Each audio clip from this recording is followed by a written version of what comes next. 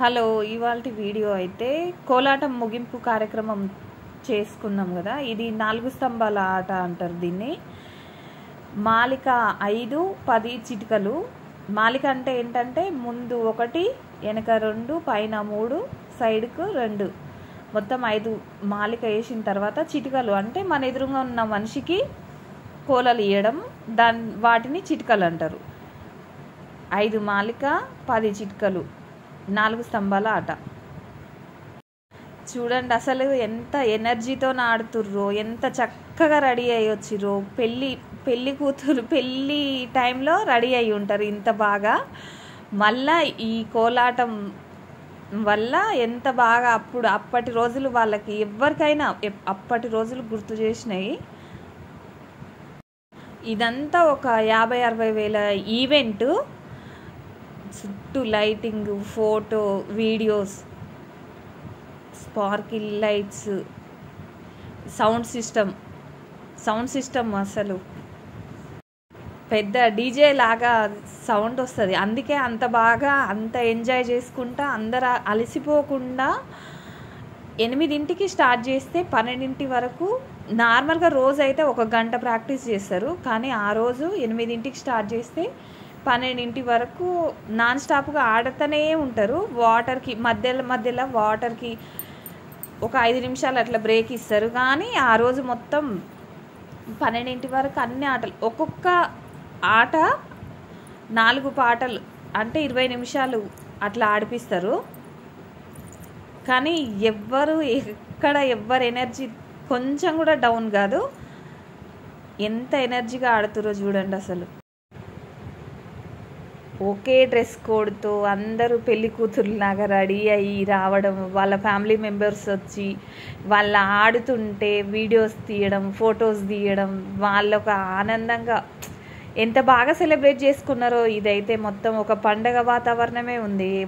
ఎవరి ఇళ్ళల్లో అంటే అక్కడ ఆడే వాళ్ళ ఇళ్ళల్లో ప్రతి ఒక్కరి ఇళ్ళల్లోనైతే పెళ్ళి కూతుర్లు ఎట్లా రెడీ అయ్యి వస్తారో అట్లా రెడీ అయితే వాళ్ళ ఫ్యామిలీ మెంబర్స్ బండ్ల మీద తీసుకొచ్చి ఇక్కడ దింపడం అంతా అసలు అది ఎక్స్పీరియన్స్ చేస్తేనే తెలుస్తుంది.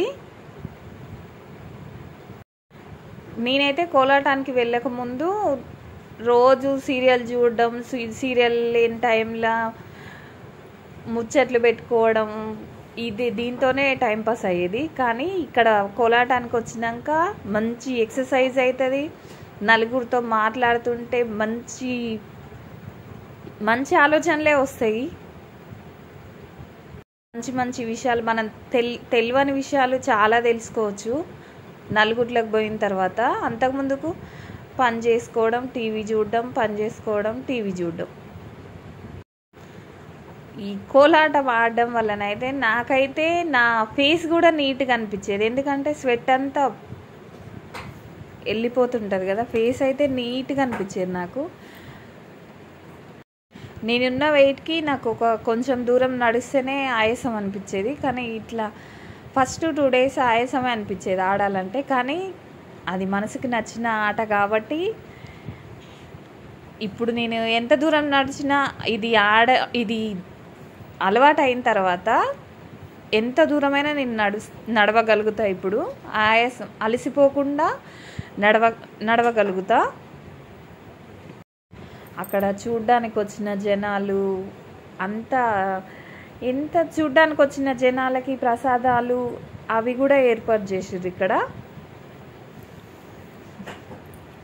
ఒక్కరి ముఖాలు వెలిగిపోతున్నాయి ఆట ఆడుతుంటే అసలు.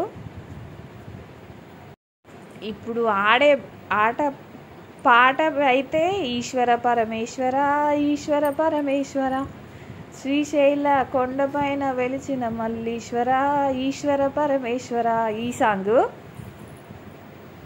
మీరు కూడా ఇంతవరకు నేర్చుకొని వాళ్ళు ఎవరన్నా ఉంటే, మీ దగ్గరలో ఎవరన్నా నేర్పించే వాళ్ళు ఉంటే మీరు కూడా వెళ్ళండి. ఎందుకంటే ఎంత ఎక్సర్సైజ్ చేసినా 1 గంట సేపు మనము వంగడము, చేతులు కర్ర కొట్టడానికి చేతులు తిప్పడము గంట సేపు అయితే చేయలేము.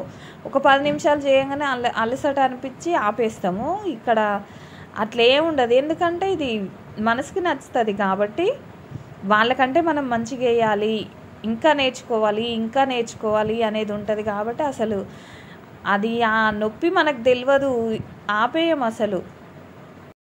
ఒక రోజులో మన కోసం మనము ఒక గంటన్నర 2 గంటలు, ఒక గంట ఆట ఆడినా ఒక అర్ధగంట ముచ్చట్లకే సరిపోతుంది. బయటికి వెళ్ళినామంటే అందరు ఆడోళ్ళు ఉన్న దగ్గర అయ్యే ముచ్చట్లు వస్తాయి కదా.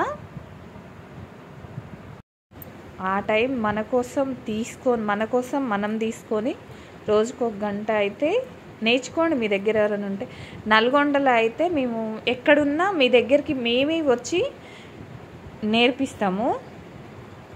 నేర్చుకోవాలి అనుకున్న వాళ్ళైతే మాకు కామెంట్ చేయండి. ఇప్పుడైతే ఈ పాట ఉస్మానియా క్యాంపస్లో ఉదయించే కిరణమా వీర తెలంగాణమా, ఈ పాట మీదే వేస్తున్నాము. దేవుడి సేవ కోసం, మంచి కార్యక్రమాల కోసం ఈ కోలాటం అయితే నేర్చుకొని ఉంటే దేవుడి సేవకు ఉపయోగించుకోవచ్చు కదా. నేనైతే నేర్చుకోమని చెప్తున్నా. ఇక్కడ ప్రసాదం అయితే పులిహోర దద్దోజనం చేసిరు. అది అమ్మవారి లెక్క భావిస్తారు. అక్కడ బాతిన కర్ర, జడకొప్పు తాళ్ళు కట్టిన కర్ర అయితే ముత్యాలమ్మవారి లెక్క భావించి పూజలు చేసి ఆట స్టార్ట్ చేస్తాము. అమ్మవారి దగ్గర గుమ్మడికాయ కొట్టి పూజ ప్రారంభించిన తర్వాత అందరం కొబ్బరికాయ కొట్టి ఆట అయితే స్టార్ట్ చేస్తాం.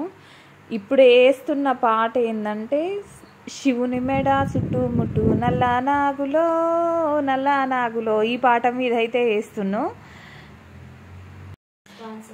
ఇందులో ఉన్న వాళ్ళే స్పాన్సర్స్ అయితే, కోలలు ఒకళ్ళు స్పాన్సర్ చేసిరు, వాటర్ ఒకళ్ళు స్పాన్సర్ చేసిరు, ప్రసాదాలు ఒకళ్ళు స్పాన్సర్ చేసిరు, పూజా సామాన్ ఒకరు స్పాన్సర్ చేసిరు.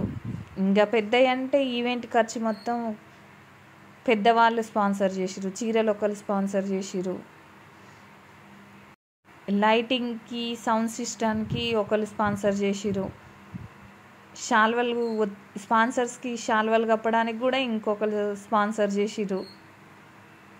అన్నిటికీ అందరూ మంచిగా సహకరించి ఇప్పుడు ఇందులో నేర్చుకున్న వాళ్ళే మేము స్పాన్సర్ చేస్తామని స్పాన్సర్ చేసిరు. ఇదే అండి, ఇట్లా అంతా స్పాన్సర్ చేసిరు. అంత ఘనంగా జరిగింది ప్రోగ్రామ్ అయితే. సక్సెస్ఫుల్గా కంప్లీట్ చేసుకున్నాము ఆ రోజు. మీకు నేర్చుకోవాలి, మీరు ఆడుకోవాలి ఇట్లా అంటే మీరైతే మాకు చెప్పండి, మేము మీ దగ్గరకే వచ్చి నేర్పిస్తాము. ఆ ఫొటోస్, ఆ వీడియోస్, జ్ఞాపకాలు మీకు ఎప్పటికీ చెరిపిగిపోని జ్ఞాపకాలలాగా అట్లనే ఉండిపోతాయి. నేర్చుకోవాలని ఉంటే కామెంట్ బాక్స్లో కామెంట్ చేయండి, డీటెయిల్డ్గా నేనైతే మీకు చెప్తాను. ఈ వీడియో ఇంతే. అందరికీ నమస్కారం. Bye bye.